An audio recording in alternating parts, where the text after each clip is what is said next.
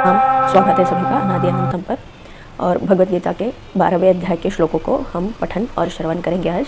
और इन्हीं 5 श्लोकों के साथ आज अध्याय 12वें की पूर्ति भी हो जाएगी भगवत कृपा से। ओम श्री गणेशाय नमः। श्री गुरुभ्यो नमः। गुरुचरणारविंदाभ्याम नमः। नमो नमः श्री गुरुपादुकाभ्याम। श्री कृष्ण कृष्ण कृष्ण अच्युतानंत गोविंद कृष्णाय वासुदेवाय देवकी नंदनाय च नंदगोपकुमाराय गोविंदाय नमो नमः। श्री राधा कृष्णाय नमो नमः। भगवद गीता अध्याय 12 श्लोका 16 श्लोक संख्या 16। अनपेक्षः शुचिर्दक्ष उदासीनो गतव्यथः सर्वारंभ परित्यागी यो मद्भक्तः समय प्रियः। तो इसमें भगवान कह रहे हैं कि उनके लिए सबसे प्रिय भक्त ऐसा वो किसको मान सकते हैं, वो किसको अपना सबसे प्रिय भक्त मान सकते हैं। उस भक्त के लक्षण भगवान जो है यहाँ पे डिस्क्राइब कर रहे हैं या बता रहे हैं, वर्णन कर रहे हैं। अनपेक्षः वो कैसा होगा, उसकी कोई अपेक्षाएं नहीं होंगी इस जीवन से। क्यों अपेक्षाएं नहीं होंगी? क्योंकि उसने ये बात समझ लिया है बहुत अच्छी तरह कि इस जगत में जो भी हमें दिखाई देता है और सुनाई देता है वो सब शाश्वत नहीं है, निरंतर नहीं रहता। कुछ समय कुछ क्षण के लिए रहता है और उसके बाद वो चला ही जाता है, फिर वो उसका अस्तित्व नहीं रहता। इसीलिए वो किसी एक फल को इच्छा नहीं करता या ऐसा कुछ एक रिज़ल्ट जो है उसकी अपेक्षा नहीं करता कि ऐसा होना चाहिए। क्योंकि कोई भी सिचुएशन हो और उसका कोई भी आउटकम हो, सभी जो है इम्परमानेंट हैं। इसीलिए वो अनपेक्षा, वो किसी बात की अपेक्षा नहीं करता। क्योंकि कोई चीज़ अगर जैसे मान लीजिए हम ये चाहते हैं कि ऐसा हो जाए और वैसा हो जाता है तो भी वो इम्परमानेंट है, कुछ ही देर के लिए रहने वाला है। और अगर ऐसा होता है कि अपनी अपेक्षा के विपरीत कुछ और हो जाए तो वो भी इम्परमानेंट ही रहता है, परमानेंट कोई चेंज नहीं है। इसीलिए किसी बात की अपेक्षा ये भक्त जो है ये नहीं करता। अनपेक्षः शुचिः, अपने शरीर से और मन से वो हमेशा प्योर रहता है, वो हमेशा शुद्ध रहता है। शुचि क्या है? शुद्ध रहना, पवित्र रहना। दक्षः क्या है? Expertise, competency. तो किस बात में कॉम्पिटेंसी है? जो लिटरेचर में, वेदों में, धर्मों में, शास्त्रों में वो कॉम्पिटेंसी तो होगी ही वो। लेकिन दक्षः यहाँ पर भगवान ने किस लिए कहा है कि वो आत्म तत्व को समझने में दक्ष है ना। तो जिस प्रकार से एक हंस दूध और पानी अगर मिलाकर भी रख दें तो उसमें से केवल दूध जो है वो निकाल सकता है और पानी को छोड़ देता है, उसी प्रकार से ये जो दक्ष है ये भक्त क्या करेगा, इस संसार से जो आत्म तत्व है उसी को ले लेगा और बाकी सब छोड़ देगा। बाकी सब उसके लिए पानी के समान है और आत्म तत्व जो है उसके लिए क्षीर यानी कि दूध के समान है। तो आत्म तत्व को ले लो और बाकी सब जो इम्परमानेंट चीज़ है, ये मटेरियल चीज़ है, उन सभी को छोड़ दो, त्याग कर दो। तो इसमें उसकी दक्षता है, इसीलिए भगवान कहते हैं कि वो दक्ष है। अनपेक्षः शुचिः दक्ष उदासीनो। अब ये उदासीन क्या है? हमारे यहाँ पर भी एक उदासीन बाबा का आश्रम है, तो ये उदासीन बोलते हैं। उसका क्या है कि किसी भी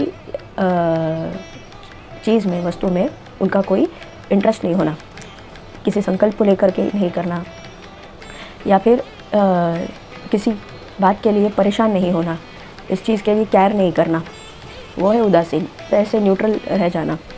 हम नॉर्मली हमारे अपने जीवन में हम किसी बात को लेकर चिंता करते हैं, उसके लिए सोचते हैं, उसका केयर करते हैं। तो ये जो व्यक्ति है ये जो है ये उदासीन हो जाता है। क्यों? क्योंकि इसे सत्य का भान है और भगवान के अलावा किसी और बात की इसे कोई वैल्यू नहीं होता, इसीलिए वो उदासीन हो जाता है, उसकी ज़्यादा परवाह नहीं करता। उदासीनो गतव्यथः। व्यथः क्या है? व्यथा है दुख को, पीड़ा को या शोक उत्पन्न करने वाली जो बातें हैं वो सब, और मन में जो वो पीड़ा की भावना होती है वो है व्यथा। गतव्यथः, किसी बात से उसे कोई पीड़ा नहीं होती, किसी बात से उसे कोई तकलीफ़ नहीं होती या दुख नहीं होता, वो कभी शोक नहीं करता, इसीलिए गतव्यथः। हाँ, तो सीधी सी बात है, अगर आप ये बात समझ लें कि इससे आपको कोई हानि नहीं होने वाली है। जैसे मान लीजिए कि हमें पता है कि जो अग्नि है वो अग्नि जला देती है, लेकिन हमने किसी चीज़ को इंसुलेट करके रखा हुआ है, तो क्या हम अग्नि से व्यथित होंगे, दुखित होंगे? नहीं। तो हम भरे अग्नि हो हम उसे जानते हैं कि अग्नि का उपयोग कैसे किया जा सकता है, तो इसीलिए वो एक दुख का कारण नहीं बन सकती हमारे लिए।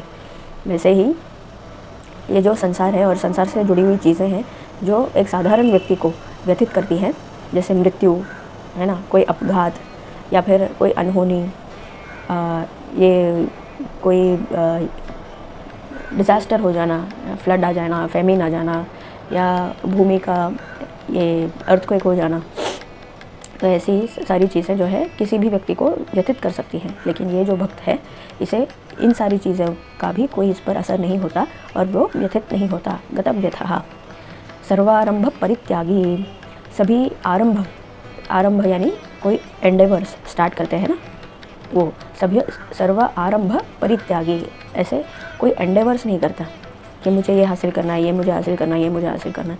ऐसी कोई शुरुआत जो है वो अपने मन से, अपने संकल्प से नहीं करता। क्यों नहीं करता? क्योंकि पता है कि अंत में इसका कुछ बचने वाला नहीं, शेष कुछ नहीं रहने वाला है, इसीलिए ये इसका कोई मूल्य नहीं। सर्वारंभ परित्यागी यो मद भक्तः समे प्रियः, ऐसा जो मेरा भक्त है, मेरी भक्ति करता है और मेरी भक्ति और आराधना में ही वह अपना उसी को अमूल्य मानता है, तो वो ही मेरा परम भक्त है, वो मेरे लिए प्रिय है। अनपेक्षः शुचिर्दक्ष उदासीनो गतव्यथः सर्वारंभ परित्यागी यो मद्भक्तः समे प्रियः। अगला श्लोक 17।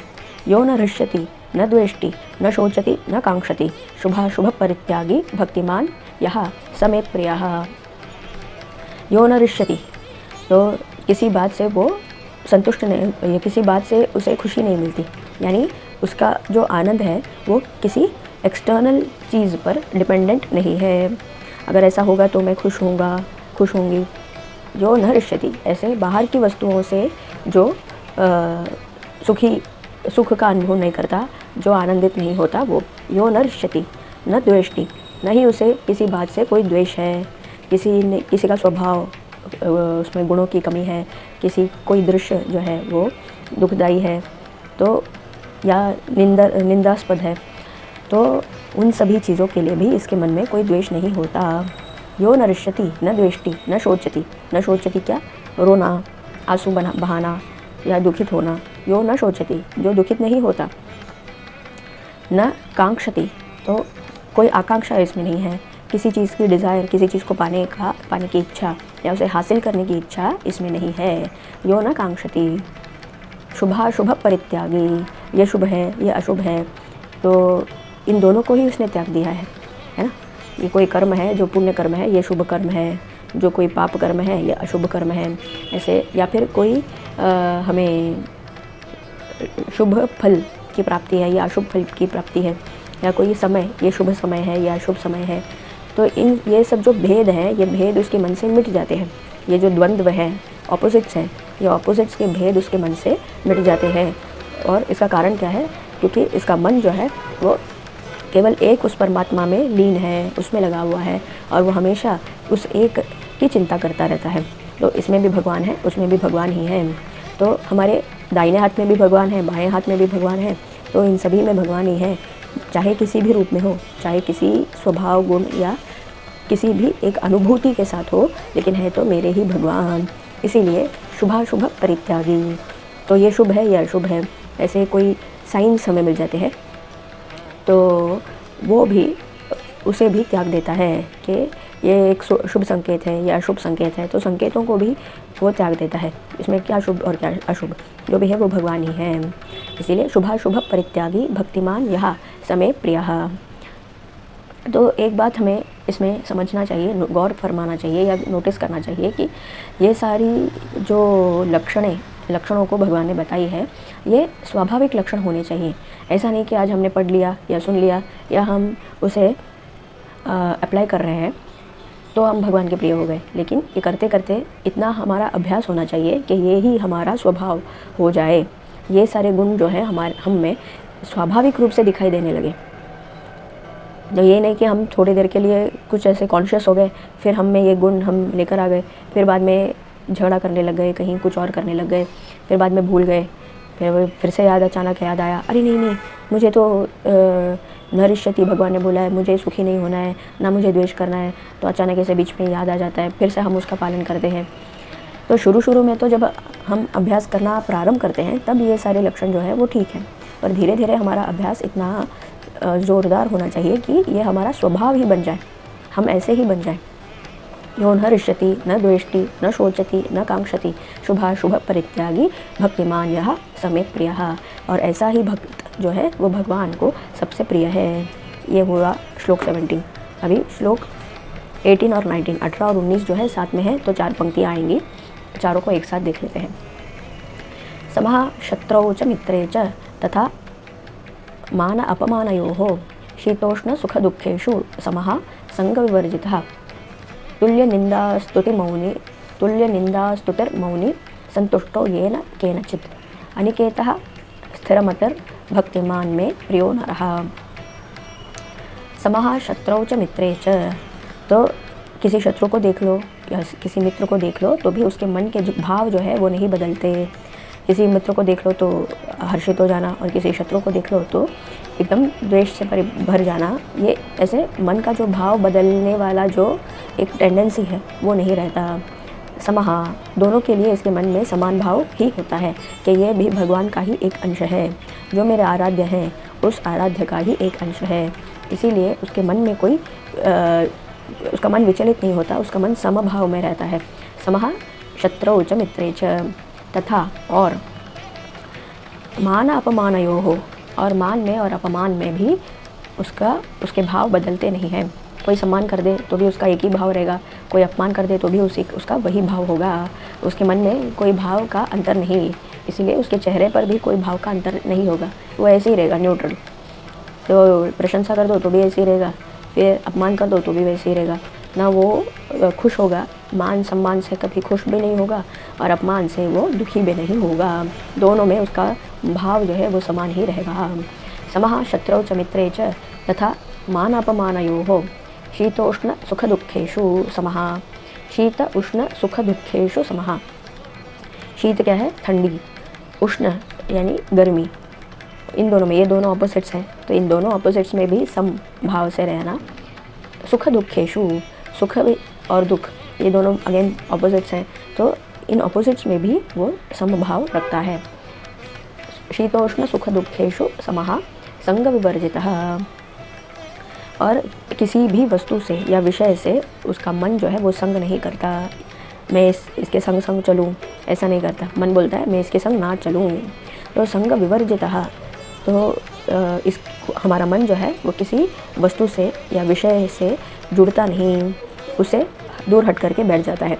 तो मान लीजिए आज एक इवेंट है, तो उस इवेंट में क्या होगा क्या नहीं होगा, हमने उसके लिए बहुत प्रिपरेशन की है, तो उसका आउटकम अच्छा होना चाहिए, ऐसा स्वाभाविक है कि किसी के मन में भी आता है। लेकिन मान लीजिए कि उसका आउटकम ऐसा नहीं आता, तो किसी का मन क्या होगा? दुखी हो जाएगा, व्यथित हो जाएगा, अरे मैंने इतना परिश्रम किया फिर भी ऐसा नहीं हुआ।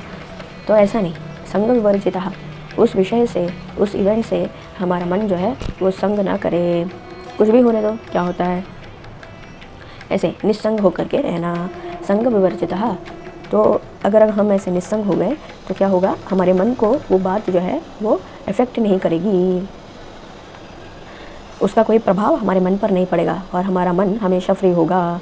और अगर हम, लेकिन फ्री होने का मतलब है नियंत्रण में रहना, वैसे फ्री। तो किसी प्रभाव से फ्री होना, ये नहीं कि कहीं भी घूमने का फ्रीडम हो, है स्थिर एक स्थान पर है, लेकिन बाहर के किसी भी इन्फ्लुएंस से, अच्छे या बुरे इन्फ्लुएंस से इसकी अवस्था में जो है वो चेंज नहीं आता। ये इसका तात्पर्य है।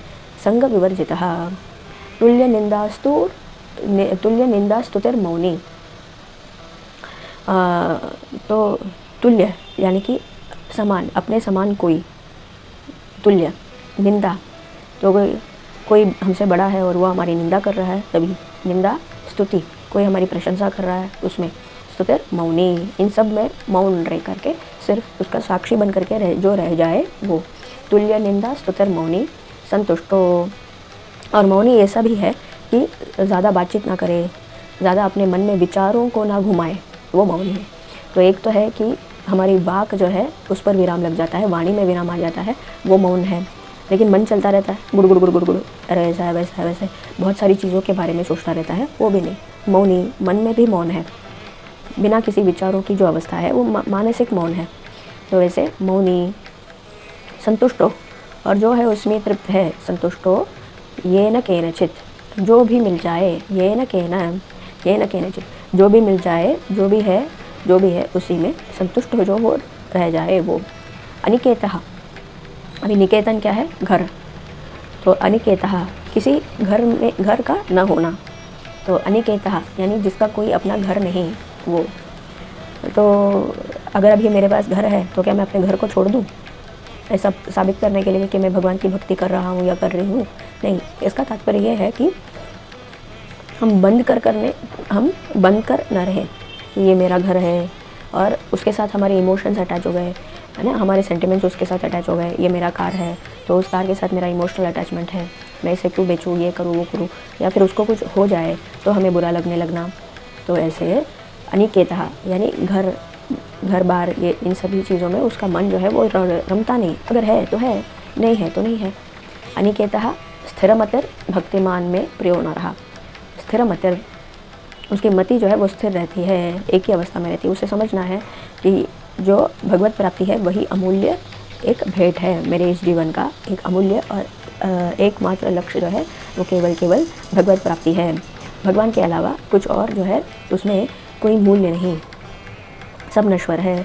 इसीलिए उस प्रकार की मति में स्थिर जो रहता है वो, क्योंकि जीवन में समय जो है काल चक्र वो बदलते रहता है और बदलते हुए काल चक्र के साथ अलग अलग अनुभूतियाँ और अनुभव जो है वो हमें होने लगती हैं। तो उन सारी अनुभूतियों में भी स्थिर मति होना एक बहुत महान कार्य है ना। तो कभी मान लीजिए एक दौर ऐसा आया, एक समय का काल चक्र ऐसा आया जब हम फुल्ली कंट्रोल रह सके, लेकिन समय के बदलते ही बहुत सारे इन्फ्लुएंसेस हम पर होने लगते हैं शरीर पे और मन पे। जैसे ग्रहों की स्थिति बदलती है, नक्षत्र हैं और ऐसे जो कॉस्मिक एनर्जीज़ हैं, और ऊपर से कर्म, हमारे कर्म का विपाक, हमारे कर्म कैसे विपाक होकर के आते हैं, उन सभी के द्वारा जो अनुभव और अनुभूतियाँ हमें होती हैं, उन सभी में ऐसे हमारी मति जो है वो भिन्न भिन्न प्रकार की चलने लगती है। और ऐसा ना होकर जब स्थिर मति हो जाए तो ऐसा भक्त भगवान के लिए प्रिय है। स्थिर मतिर भक्तिमान, और भक्तिमान मुझ में जिसकी भक्ति हो वो भक्तिमान में प्रियो न रहा। और ऐसा मनुष्य जो है मम प्रियो, में प्रियो, मुझे प्रिय है, सबसे प्रिय है। समः शत्रौ च मित्रे च तथा मान अपमानयोः शीतोष्ण सुख दुःखेषु समः संग विवर्जितः तुल्य निंदा स्तुतिर्मौनी संतुष्टो येन केनचित् अनिकेतः स्थिरमतिर भक्तिमान में प्रियो न रहा। अभी आखिरी श्लोक, इस अध्याय का आखिरी श्लोका 20 ये तो धर्मामृतमिदं यथोक्तं पर्युपासते श्रद्धाना मत्परमा भक्तास्ते अतीव में प्रियः। तो ये तू, जो भी व्यक्ति, लेकिन जो भी व्यक्ति, तू मतलब परंतु जो भी व्यक्ति धर्मामृतमिदं, ये जो धर्म और अमृत के समान जो तुल्य, अमृत समान जो धर्म है, भागवत धर्म, इदम, ये इदम का अर्थ है ये वाला, ये जो अभी बताया हुआ अमृत के समान ये धर्म है, भागवत धर्म है। यथोक्तम, जिस प्रकार से मैंने उसे बताया है उस प्रकार से, पर्युपासते, उस प्रकार से उसको फॉलो करता है, समझकर प्रैक्टिस करता है। श्रद्धाधाना, श्रद्धा के साथ, श्रद्धापूर्वक, इस भाव के साथ कि इसमें शक्ति है और ये सत्य है। अगर भगवान के मुख से आए हैं तो ये शब्द जो है निश्चित रूप से सत्य होंगे और निश्चित रूप से मुझे भगवत प्राप्ति होगी। तो ये श्रद्धा है, श्रद्धा का एक भाव। श्रद्धाधाना मत परमा, मुझे ही जो परम मान ले, भगवान को ही जो परम मान ले, भगवान से ऊपर और कुछ भी नहीं। इसलिए प्रायोरिटी और इम्पोर्टेंस हमेशा भगवान को ही जो दे वो। मत परमा भक्तास्ते अतीव में प्रियः, और इस प्रकार से मेरे भक्ति को करने वाले भक्त, मेरे भक्त को अतीव, ऐसा भक्त मुझे अतीव प्रियः, बहुत ही ज़्यादा मुझे प्रिय है। तो आप खुद ही सोच करके देखिए कि सब कुछ छोड़ छाड़ करके जो आपके स्मृति में और आपके विचारों में ही जो लीन रहे और आपका कार्य करता रहे, आपके आनंद के लिए कार्यरत रहे, तो क्या वो आपके लिए अतीव प्रिय नहीं होगा?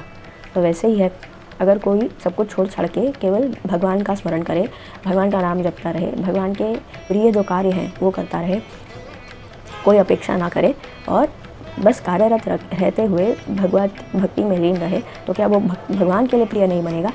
ज़रूर बनेगा। तो भगवान भी यही कह रहे हैं, ये तो धर्म अमृतम इदम, ये जो है अमृत तुल्य है। क्यों अमृत तुल्य है? क्योंकि ये हमें मृत्यु से पार ले जाती है।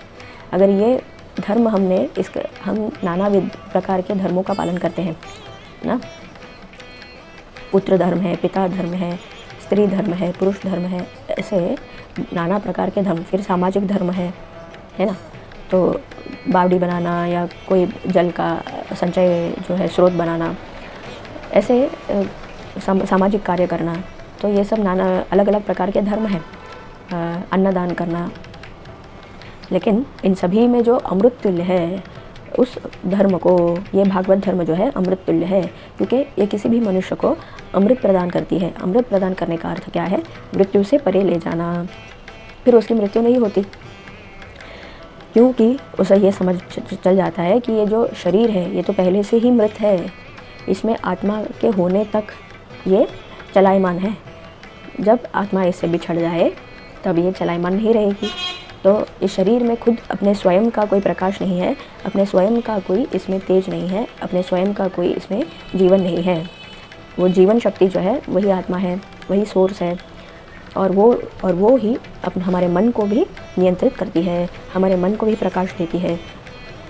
तो इसीलिए जो ये इस धर्म को जिसने भी समझ लिया, ये अमृतम इदम, अमृत के समान जो है ये धर्म है, ये हमें मृत्यु के परे ले जाती है। ये तो धर्म अमृतम इदम यथोक्तम, जिस प्रकार से बताया गया है उस प्रकार से, अपने ही खुद के मॉडिफिकेशंस इसमें हमें नहीं करने हैं। अरे ये तो कलयुग है तो थोड़ा मॉडिफाई करना पड़ेगा ना, हमारे टाइम को सूट करने के लिए कुछ बदलना पड़ेगा। नहीं, यथोक्तम, जिस प्रकार से बताया गया है उसी प्रकार से आपको फॉलो करना है। पर्युपासते, तो जिस प्रकार से बताया गया है उस प्रकार से इसको फॉलो करते आना दीर्घ काल तक। श्रद्धा धाना, और इसमें इसकी श्रद्धा होनी चाहिए कि हाँ इसमें बिलीफ होना चाहिए, फेथ होना चाहिए कि हाँ ये काम करेगा मेरे लिए और ये सत्य है। श्रद्धा धाना मत परमा भक्तास्ते अतीव में प्रिय, और ऐसा भक्त ही भगवान के लिए अतीव प्रिय है।